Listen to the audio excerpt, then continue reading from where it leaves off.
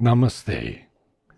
Today is the 12th day of June, 2023, and we welcome you to our series on the life divine with our beloved Ranga.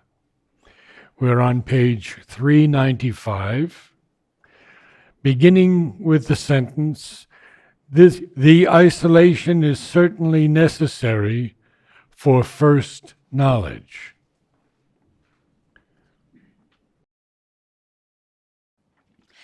Before we start reading the para, we will just summarize the previous para so that we get the continuity in the link.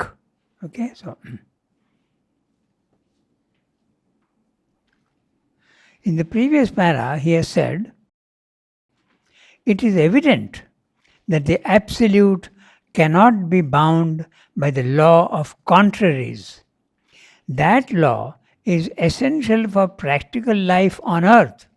It is that law that allows discrimination, clear decision making, safe and meaningful material operations in life. This capacity of the mind to differentiate, separate, distinguish is essential in the material world. But as we rise in the scale of consciousness, the need for oneness increases and the law of separation decreases. Even science is realizing that distinction and separation are not the whole and sole truth of things. Okay? Like light and darkness are not opposites. Cold is not the opposite of heat. It's the absence of heat. There's a continuity between the two poles. The material world proves the validity of the law of contradictions. But we realize that there are greater laws and greater truths. This is what he's saying. So now we read the para that we are reading. The isolation is certainly necessary for first knowledge. A diamond is a diamond and a pearl, each thing of its own class, existing by its distinction from all others, each distinguished by its own form and properties. But each has also properties and elements which are common to both and others, which are common to material things in general.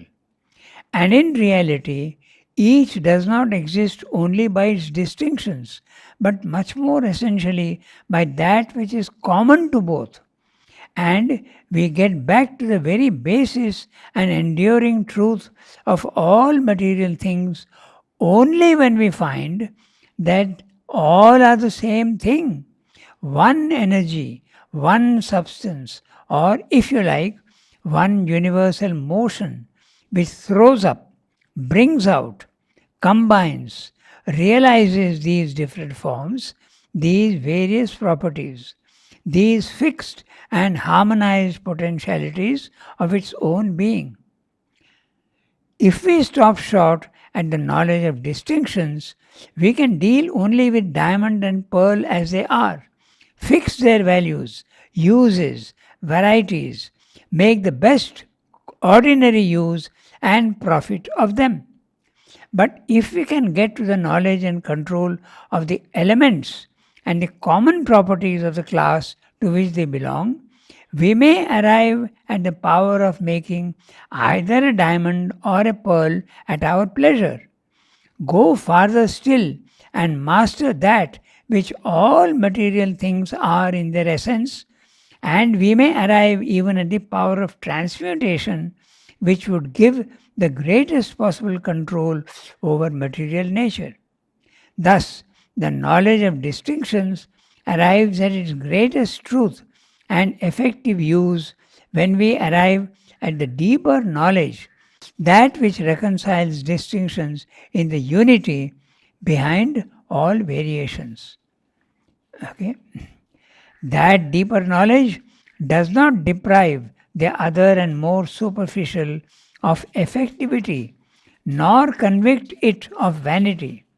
We cannot conclude from our ultimate material discovery that there is no original substance of matter, only energy manifesting substance or manifesting as substance.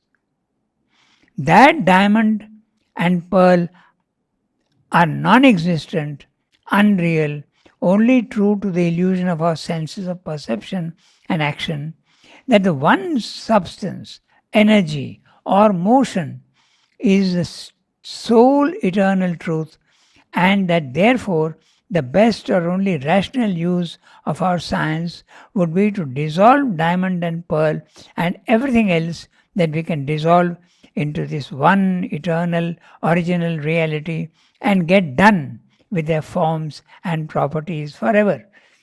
There is an essentiality of things, a commonality of things, an individuality of things. The commonality and individuality are true and eternal powers of the essentiality. That transcends them both. But the three together, and not one by itself, are the eternal terms of existence. Oh, a lot to go through here. Pardon? A lot to go through. Yes. Three Very things. profound. So, again, I remind you, the chapter is the eternal and the individual. And he is saying, or you can use other words and say, the infinite and the finite. They are not contraries, but they are complementary aspects. Each one contains the other. There is the essence of it. But we'll see how he uses his words and how he explains what he's saying. So, let's go back to the beginning. The isolation is certainly necessary for first knowledge. Now, we're using a very interesting word, isolation.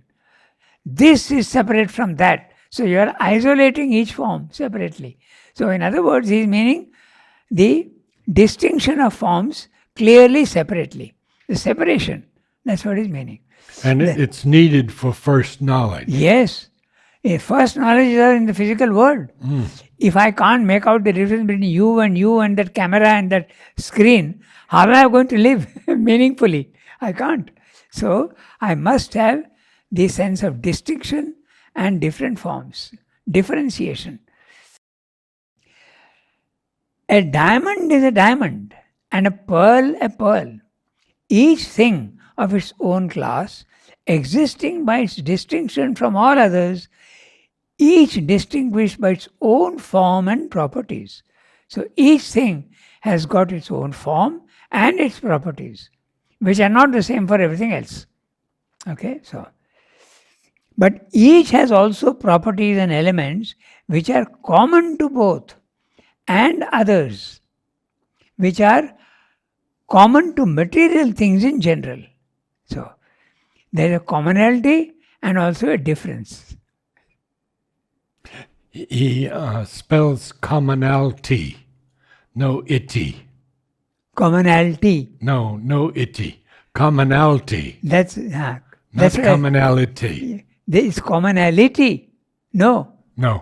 Commonality. That's right. There is no Without- I. No I. There is no I. Commonality. Okay. I said commonality, but Well, most of the time it's commonality. Okay. So, Common to yeah. something. So we have Even if we take only diamonds and not only pearls, but even diamonds, each diamond is separate. It has a different form, but the properties are the same and the essentiality is the same. But if you take a pearl, they are both material. They have different forms and different properties. But still there is something common to them all. Matter. They are both matter. So this is expanding more, and we may try to give other examples also. Okay, so.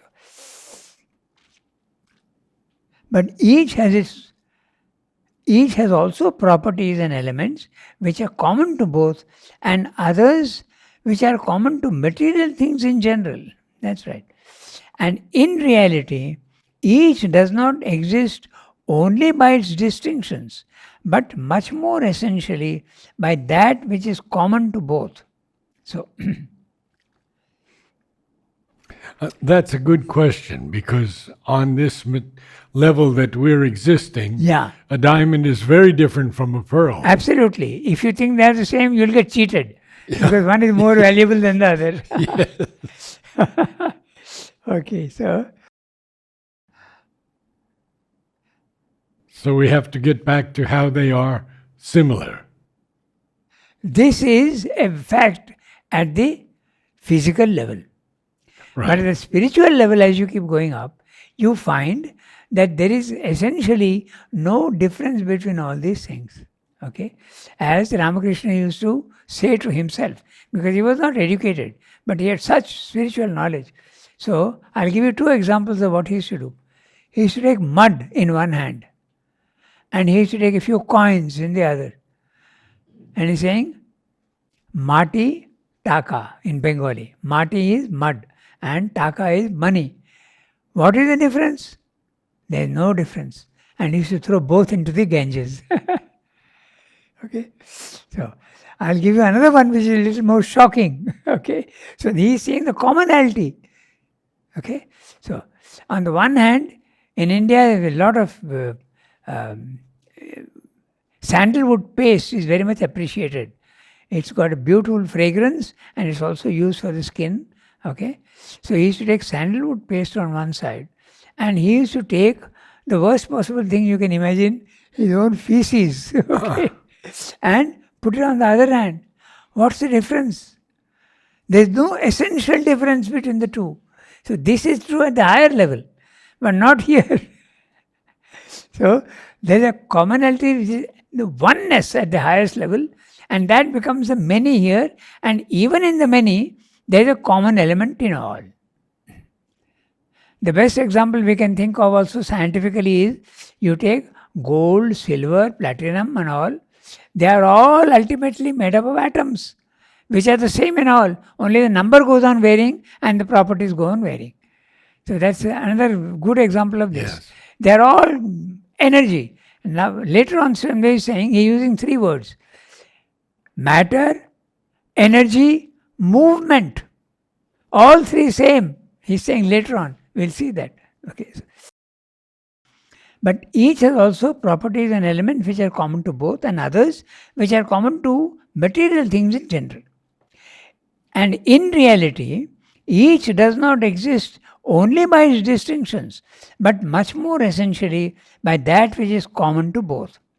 And we get back to the very basis and enduring truth of all material things only when we find that all are the same thing, one energy, one substance, or if you like, one universal motion which throws up, brings out, combines, realizes their different forms, these various properties, these fixed and harmonized potentialities of its own being. So, essentially, what you feel is matter is energy. Science has come to that.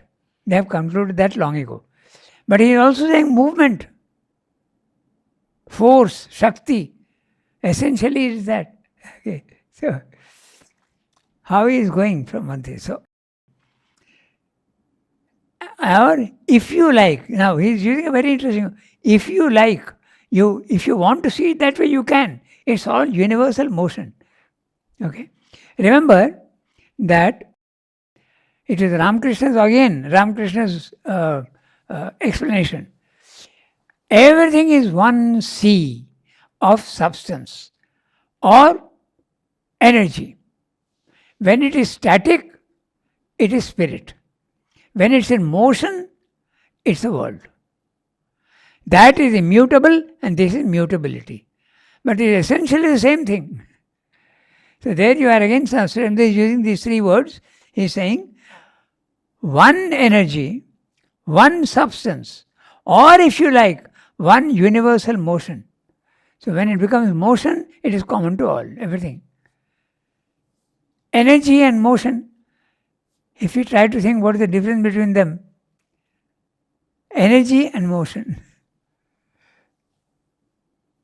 Energy can be without motion, huh? Take a battery. Yeah.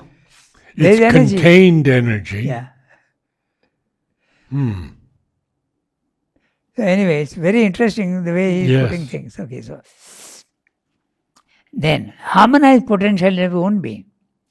So what he's saying is that this one energy which is there is going on producing forms and harmonizing the potentialities of its own being. It's going on producing different things, but there's a commonality between all of them. Harmony is there. They are not different. If we stop short at the knowledge of distinctions in the physical world, we can deal only with diamond and pearl as they are, fix their values, uses, varieties, make the best ordinary use and profit of them. So it's very practical. Profit also. Profit in both ways. Commercial Yes, profit yes. as well as profit of Yeah. use. Okay. Use it, make the best profit. But if we can get to the knowledge and control of their elements and the common properties of the class to which they belong, we may arrive at the power of making either a diamond or pearl at our pleasure. I stop here. Alchemy. Yeah, exactly. That's what he's saying. Yeah, yeah. So I always ask my students whether it is true that you can make lead into gold. And they say theoretically it is possible, but not worth doing practically. Because if you do that, the process is so costly that you have spent more than what you get in gold. Good minds. So it's possible theoretically. All you have to do is to change the number of the atoms or Yeah. electrons or whatever. He says there are other things, protons and Photons. protons yeah. also are there. So you have to find a way of doing that.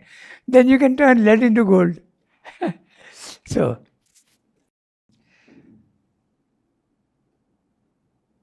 yeah, we may arrive at the power of transmutation, which would give the greatest possible control over material nature. Now, this is also another thing, also we can give an example, the materialization of things. This subtle matter Yes. can be made into gross matter. That's a very interesting thing. And gross matter also can be subtilized. Even to a certain extent, we see that in the physical world. Ice can be made into water and water can be made into water vapor. Subtilization is possible even here. He calls it transmutation here. Yeah, transmutation. Yeah. So, spiritually, it's even more possible. In fact, we know that materialization is possible. We may not have believed, but now we have to believe because it happened in the ashram. The stone throwing incident, okay? You know that. I didn't hear you. Oh, the stone throwing incident Oh, the in stones. the ashram. Yes, yes. So there was materialization of stones. Yeah. And they were appearing at about this height. 7 feet, 6 feet, 7 feet. They were materializing and falling. But in the beginning, they did not follow what's happening. You know the story, na? I'll briefly tell it. Yeah. There was a cook. Okay, there was a boy who was not working very well, and he was dismissed. So he was so angry, he went to a local fakir. A fakir is a Muslim fellow who has some amount of occult powers. Nothing very, he's not spiritual, just they have this power. So he started materializing stones and throwing them in the guest house behind the playground. And mother and Shraddha, everybody was living there, and these stones. So first they were wondering, who is throwing stones? There's a great description in Shraddha also and mother also. yeah. So they used to go out into the street to see. Street is empty. And the stones continued to fall. Then they found that it is materializing at a certain height and coming. Still they kept on not taking any action. But one day when it hit a sadhak, mother said, enough is enough. And she concentrated and the whole power with which this was being done, she violently threw it back to the origin from where it came. And that man who was responsible for this, he became ill and he was almost dying. So his family members came running to the ashram to say, please, save him. Yeah. And Sri Aurobindo, with his magnanimity and generosity, said, for a small thing, he need not die. So he was saved. Whoa. So this is the story of the materialization. So we know that this can happen. You may also consider, if you want, the materialization and dematerialization in the Bermuda Triangle. Okay. It's very interesting. 5 jet planes of the American Air Force disappeared entirely. How did that happen? If you read the whole thing about the Bermuda Triangle, how things go into another level and then they come back, they save time also. Because when you go into subtler levels of consciousness, you save time. The time slows down.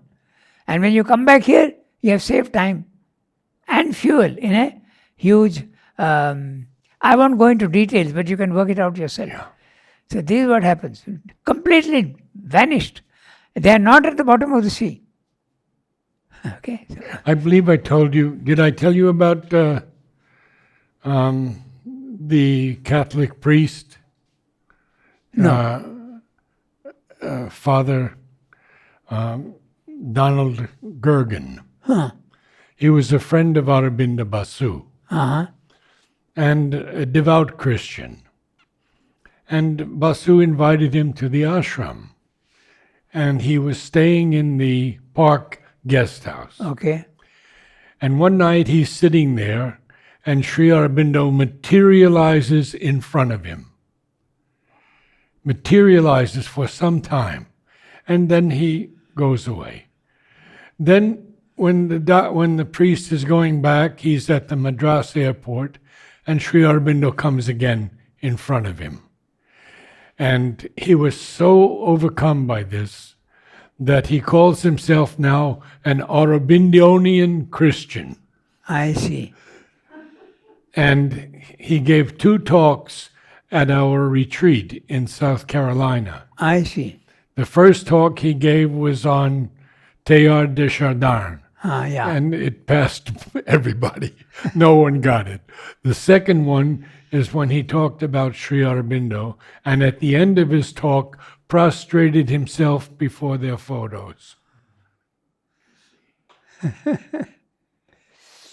Now, my question is, was it a vision or was it a No, materialization? he said it was not a vision. Not a vision. Clearly not. Sri Aurobindo materialized before him.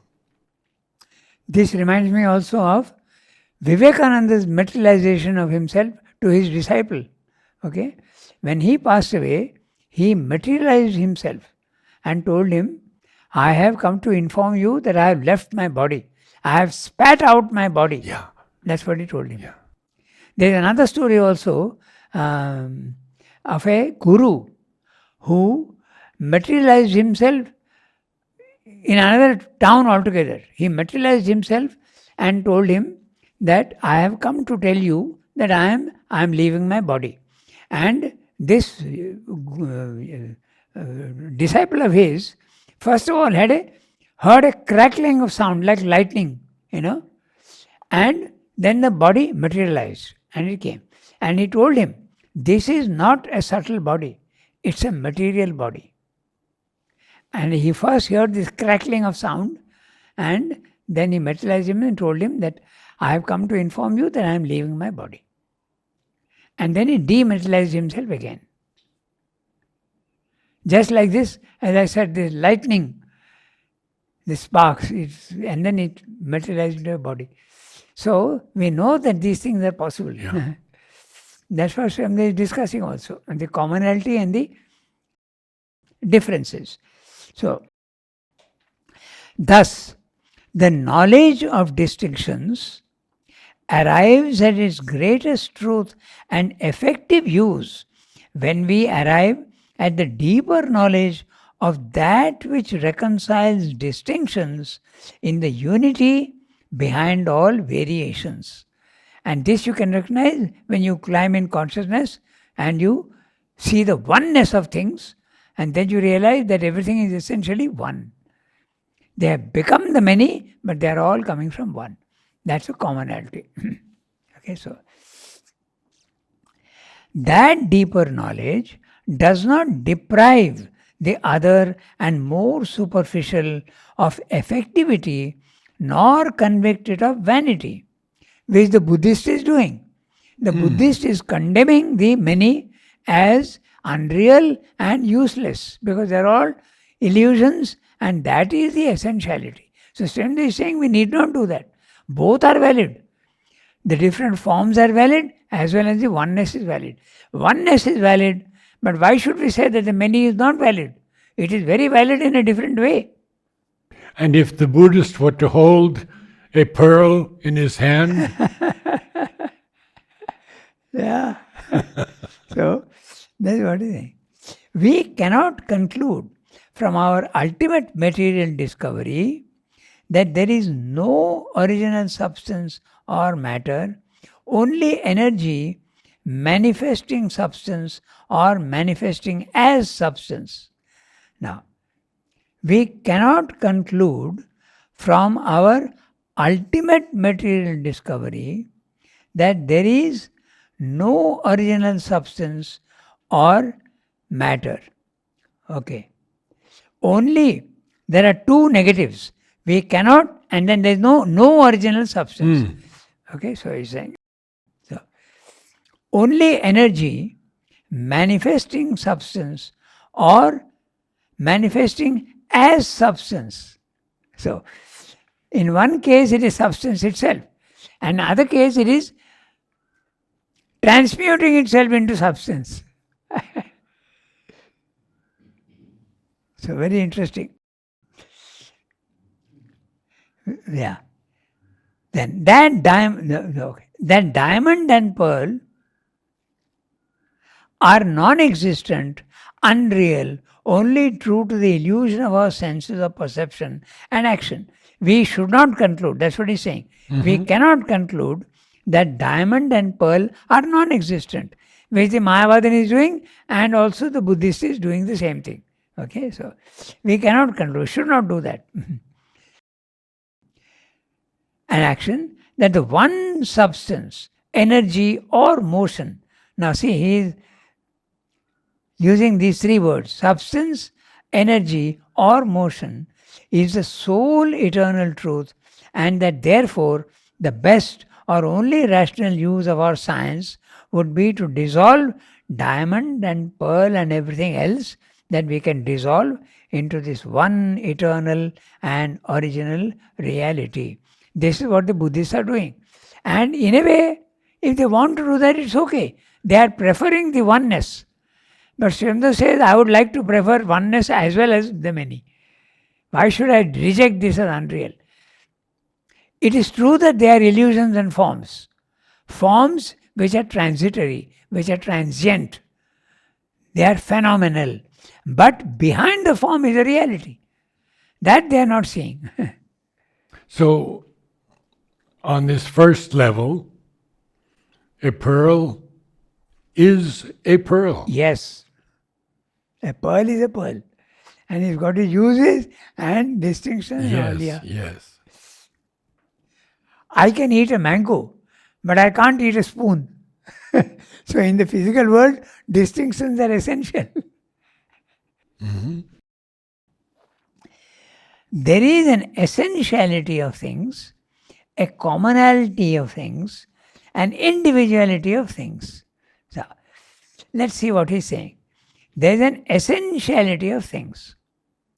Ultimately, the essentiality is Satchidananda.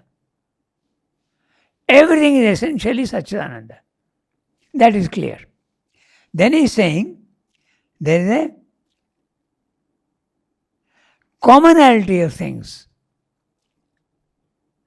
A commonality of things. Take mangoes on a tree. 100 mangoes, they are all different. different shape, different size, maybe even different color. But they have the essence, they have mango-ness in them. That's a commonality. Okay?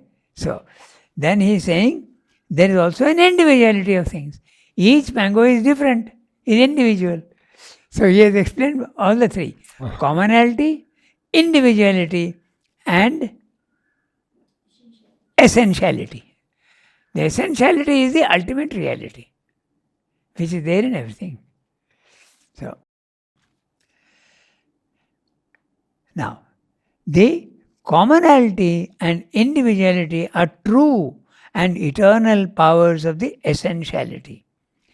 They transcend them both, but the three together and not one by itself are the eternal terms of existence. So Srimad is rejecting nothing at all.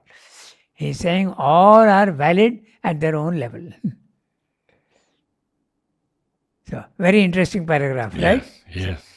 This truth, which we can see, though with difficulty and under considerable restrictions, even in the material world, where the subtler and higher powers of being have to be excluded from our intellectual operations, becomes clearer and more powerful when we ascend in the scale, when we rise in consciousness.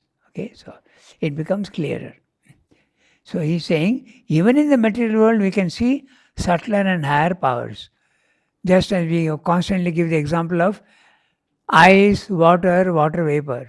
Okay, so the three conditions are always there: subtler and But grosser. they have to be excluded in intellectual operations. Yeah. That's right. The subtler, the spiritual subtleties are all excluded. We can't include in our intellectual discussions anything which I can't see, hear, taste, smell. So I have to exclude. That's what he means. Okay. We have to exclude it, which have to be excluded from our intellectual operations, becomes clearer and more powerful when we ascend in the scale. We see the truth of our classifications and distinctions, but also their limits. We understand the errors that we make in the physical world. All things, even while different, are yet one.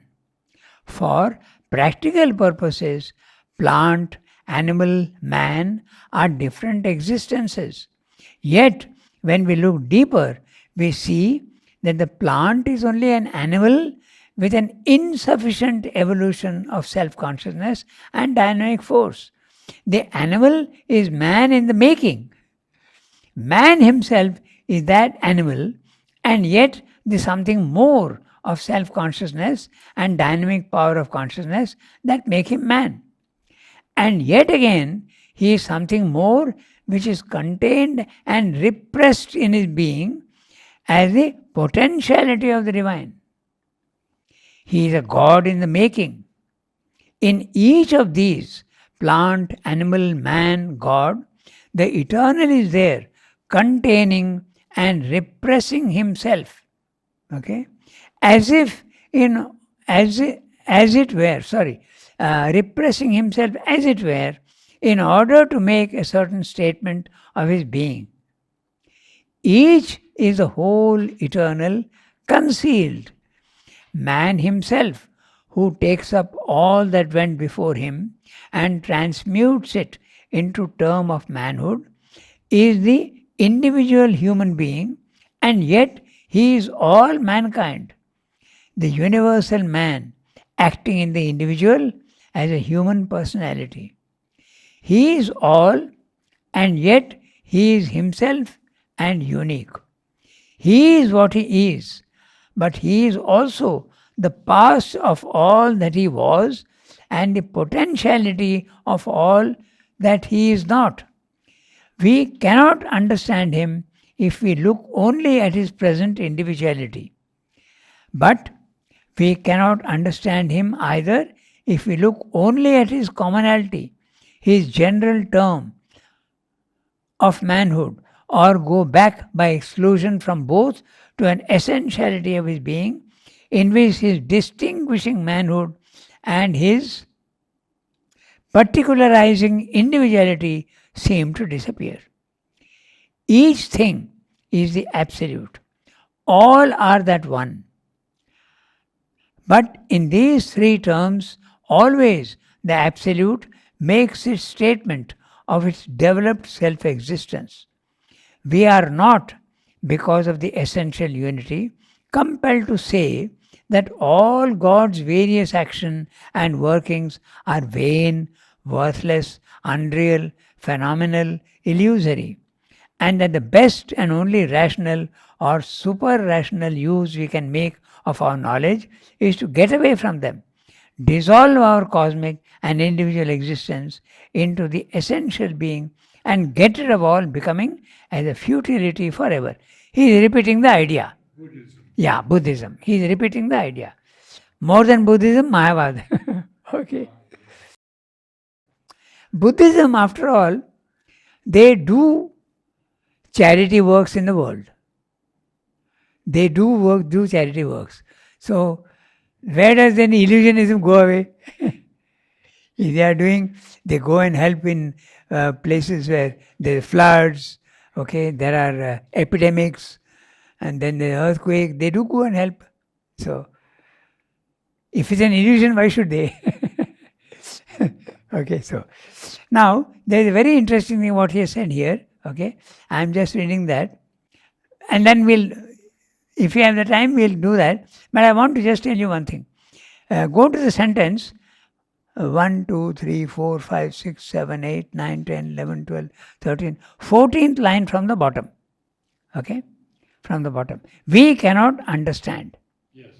Okay, get that sentence. I have a very interesting example for that. Okay, we cannot understand him if we look only at his present individuality. But we cannot understand him either if we look only at his commonality. Now, there is a very interesting incident that happened in our Mare garden. Okay? Yeah, that's right. There was a boy working in Mare garden with Parichanda. You knew Parichanda? Very well. Yeah. So, this boy one day swallowed insecticide and died. Okay? It was a suicide case. Okay? Parichanda was very disturbed. He said, have I done something wrong which disturbed him? And he asked mother. And mother told him that, no, it has nothing to do with you. It has something to do with past life. Now look at this sentence. You cannot understand him if you look only at his present individuality. Parichanda also such a yogi. He was puzzled. He cannot understand what's happened. So you have to look at the whole. You have to look at the past. You have to look at the future. You have to look at its origin. So this is exactly what it is also there. The Buddhists are not doing that. They are looking only at the origin and reducing all else and saying it is all false. You have to see the whole thing. So this is what is. You cannot understand someone only by looking at. You have to see the whole. That's what he's saying. We'll quickly go through each sentence. Yes. The truth which we can see, though with difficulty and under considerable restrictions, even in the material world, okay, where the subtler and higher powers of being have to be excluded from our intellectual operations, becomes clearer and more powerful when we ascend in the scale. So, when you go rise in consciousness, you see that the same things here are becoming subtler and subtler, and you understand that there is a connection between everything. Okay, so we see the truths of our classifications and distinctions, but also their limits. Okay, you can see both. All things, even while different, are yet one. For practical purposes, plant, animal, man are different existences. Yet, when we look deeper, we see that the plant is only an animal with an insufficient evolution of self-consciousness and dynamic force. The animal is man in the making. Man himself is that animal and yet the something more of self-consciousness and dynamic power of consciousness that make him man. And yet again, he is a something more which is contained and repressed in his being as the potentiality of the divine. In other words, plant, animal, man, and God are all interconnected and each one is involved in the other. So, I like to ask the children if plant and animal are essentially the same, but they look so different. So, is there a connecting link between them? Okay. Also, I ask them if there is a connecting link between matter and life. It is so different. So, as a matter of fact, there are subtle planes connecting both. Okay. Take, for instance, the plant and the animal. There are carnivorous plants. That's in between the animal and the plant. It's interesting. And the animal and man, there are some animals which are very intelligent. And man and yogi. A yogi is also man, but he is also far superior. He is almost half divine. So that's what Swami is saying. And the same thing also applies between matter and life. There is something between matter and life. There are viruses which behave like dead matter sometimes, and that same thing will behave like an animal, living creature. So there are grades between all these things. That's what Swami is saying. Okay, so he is God in the making. In each of these, plant, animal, man, God, the eternal is there, containing and repressing himself, as it were, repressing himself, in order to make a certain statement of his being. So, what is the statement of his being? I can be anything I want. I need not be only omniscient, omnipotent. I can reduce myself and be animal, I can be plant, I can be stone. That's what he's saying, making a statement. Okay? Each is the whole eternal, concealed. There you are. Okay? So, man himself, who takes up all that went before him and transmutes it into terms of manhood, is the individual human divine, and yet he is all mankind. The universal man acting in the individual as a human personality. He is all, and yet he is himself and unique. We know that because when you go to the cosmic consciousness, you are all. You are everything. Okay? He is what he is, but he is also the past of all that he was and the potentiality of all that he is not at present. We cannot understand him if we look only at his present individuality, but we cannot understand him either if we look only at his commonality, his general term of manhood, or go back by exclusion from both to an essentiality of his being in which his distinguishing manhood and his particularizing individuality seem to disappear. Okay? So, each thing is the absolute, all are that one, but in these three terms, always the absolute makes his statement of its developed self-existence. We are not, because of the essential unity, compelled to say that all God's various action and workings are vain, worthless, unreal, phenomenal, illusory, and that the best and only rational or supra-rational use we can make of our knowledge is to get away from them, dissolve our cosmic and individual existence into the essential being, and get rid of all becoming as a futility forever. He is repudiating the Buddhistic and the Mayavadin philosophy. Yes. We stop here today? Yes, yes. Thank you, Ranga.